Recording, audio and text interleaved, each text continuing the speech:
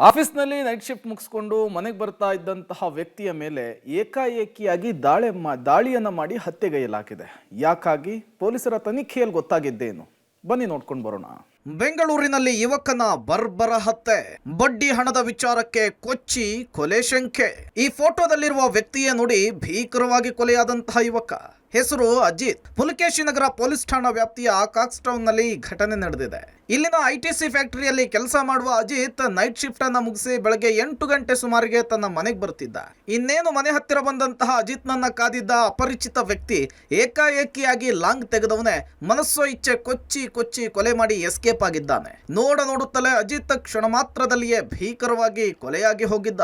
ವಿಚಾರ ತಿಳಿದು ಸ್ಥಳಕ್ಕೆ ಬಂದ ಪೊಲೀಸರು ಕೊಲೆಯಾಗಿರುವ ಅಜಿತ್ ನನ್ನ ನೋಡಿ ಶಾಕ್ ಆಗಿದ್ರು. ಯಾಕೆಂದ್ರೆ ಅಜಿತ್ ನನ್ನ ಅಷ್ಟು ಭೀಕರವಾಗಿ ಕೊಲೆ ಮಾಡಲಾಗಿತ್ತು. ಪ್ರಾಥಮಿಕವಾಗಿ ನಡೆಸಿದಂತಹ ತನಿಖೆಯಲ್ಲಿ ಪೊಲೀಸರಿಗೆ ಅದು ಬಡ್ಡಿ ವಿಚಾರಕ್ಕೆ ನಡೆದಿರುವ ಕೊಲೆ ಅನ್ನೋದು ಗೊತ್ತಾಗಿದೆ. ಎಲೆಕ್ಟ್ರಾನಿಕ್ ಸಿಟಿಯ ಸಿಂಗಸಂದ್ರದ ವ್ಯಕ್ತಿಯ ಬಳಿ ಅಜಿತ್ ಸಾಲವಾಗಿ ಹಣ ಪಡೆದಿದ್ದ. ಆ ಹಣಕ್ಕೆ ಬಡ್ಡಿ ಮತ್ತು ಅಸಲು ಹಣವನ್ನು ಕೂಡ ಅಜಿತ್ ನೀಡಿರಲಿಲ್ವಂತೆ. ಇದೇ ವಿಚಾರಕ್ಕೆ ಇಬ್ಬರ ನಡುವೆ ಸಾಕಷ್ಟು ಬಾರಿ ಗಲಾಟೆಯಾಗಿ ಮನೆಯ ಬಳಿ ಕೂಡ ನ್ಯಾಯ ಪಂಚಾಯಿತಿ ಆಗಿತ್ತಂತೆ. ಆದ್ರೆ ಇವತ್ತು ಅದೇನಾಯ್ತೋ ಏನೋ, ಏಕಾಏಕಿ ಲಾಂಗ್ ತಗೊಂಡು ಬಂದು ಅಜಿತ್ ನನ್ನ ಭರ್ಬರವಾಗಿ ಕೊಲೆ ಮಾಡಿ ಎಸ್ಕೇಪ್ ಆಗಿದ್ದಾರೆ ಅನ್ನುವಂತಹ ವಿಚಾರ ತನಿಖೆಯ ಸಂದರ್ಭದಲ್ಲಿ ಗೊತ್ತಾಗಿದೆ.